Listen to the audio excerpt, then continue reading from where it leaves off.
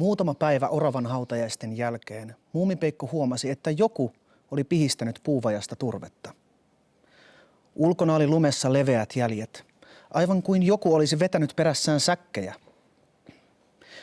Tuo ei voi olla Myy, Muumipeikko ajatteli. Hän on aivan liian pieni. Ja Tuutikki ottaa vain mitä tarvitsee. Sen täytyy olla mörkö. Hän seurasi jälkiä niskakarvat pystyssä. Eihän kukaan muu voinut vartioida perheen tavaroita, ja tämä oli kunnia-asia. Jäljet loppuivat kalliolla luolan takana. Siellähän ne turvesäkit olivat. Ne oli ladottu päällekkäin nuotioksi, ja niiden päälle oli nostettu perheen puutarhasohva, josta oli elokuussa irronnut toinen etujalka. Tuo sohva tekee täräyksen, Tuutikki sanoi tullessaan esille nuotion takaa. Se on vanha ja rutikuivaa puuta. Varmasti, sanoi Muumipeikko. Se on kulkenut suvussa aika kauan. Sen olisi voinut korjata. Tai tehdä uuden, sanoi Tuutikki. Tahdotko kuulla laulun Tuutikista, joka teki suuren talvinuotion? Totta kai, Muumipeikko sanoi hyvän tahtoisesti. Silloin Tuutikki alkoi hitaasti polkea lumessa ympäri ja laulaa. Nyt yksinäiset ja hiljaiset hurjat, ne tulevat kurjat. Rumpua lyö, ahnaasti syö liekkiopuuta. Hännät ne paukkaa, tanssissa laukkaa, rumpua lyö. Lyö sekä tanssii, kun musta on yö.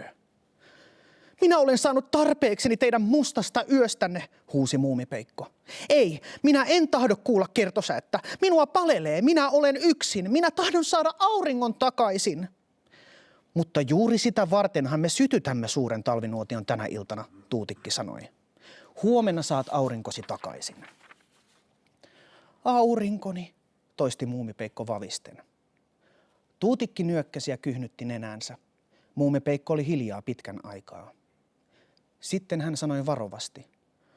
Luuletko, että se huomaa, onko puutarhasohva mukana vai ei?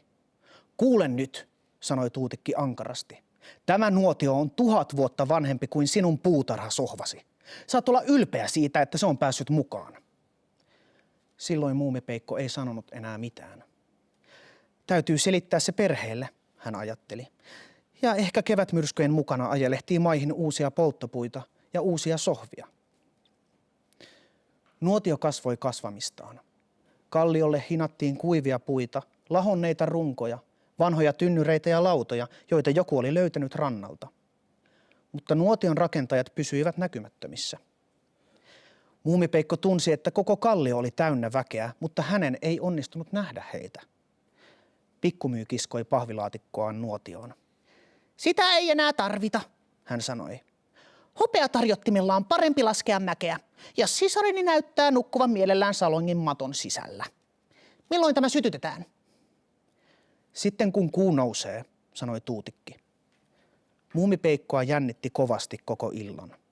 Hän vaelteli huoneesta toiseen ja sytytti useampia kynttilöitä kuin tavallisesti. Toisinaan hän jäi seisomaan hiljaa kuunnellen nukkuvien hengitystä ja seinien rapsetta pakkasen kiristyessä. Hän oli varma, että nyt ne salaperäiset tulisivat esiin koloistaan, kaikki nuo valonarat ja epätodelliset, joista Tuutikki oli puhunut. He tullat tassuttivat suurelle nuotiolle, jonka pienet ötökät olivat rakentaneet saadakseen pimeyden ja kylmän väistymään. Hän saisi vihdoinkin nähdä heidät. Muumipeikko sytytti öljylampun ja meni ullakolle. Hän aukaisi kattoluukun.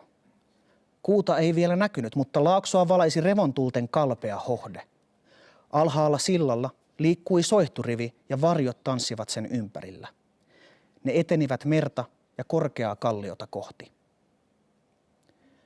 Muumipeikko kömpi varovasti alas sytytetty lamppu käpälässään. Puutarha ja metsä olivat täynnä epämääräisiä valoja ja kuiskauksia, ja kaikki jäljet veivät kalliolle. Kun hän tuli meren rantaan, kuu oli noussut jään yläpuolelle. Se oli liidun valkea ja tavattoman kaukainen. Joku liikkui hänen vieressään, ja hän katsoi Pikkumyyn vihaisiin ja loistaviin silmiin. Nyt tulee tulipalo, tämä sanoi nauraen. Me poltamme koko kuutamon. He katsoivat yhtä aikaa vuorta kohti ja näkivät keltaisen liekin leiskahtavan. Tuutikki oli sytyttänyt nuotion. Se loimahti heti paikalla liekkeihin alhaalta ylös saakka. Se karjui kuin jalopeura ja heitti peilikuvansa mustaan jäähän. Pieni, yksinäinen sävel vilahti nopeasti muumipeikon ohi. Näkymätön päästäinen siinä kiiruhti myöhästyneenä talvisiin juhlamenoihin. Suuret ja pienet varjot liikkuivat juhlallisesti hyppien nuotion ympäri kallion laella. Ja sitten hännät alkoivat paukuttaa rumpuja. Siinä sinun puutarhasohvasi nyt meni, sanoi Pikkumyy. Mitä sohvilla tekee, muumipeikko sanoi kärsimättömästi.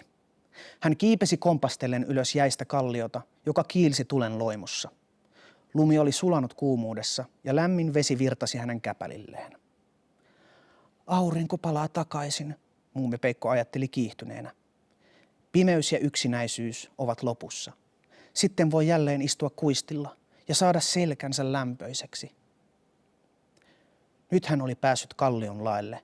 Nuotion lähellä oli kuuma. Näkymätön päästäinen aloitti uuden, hurjemman sävelen.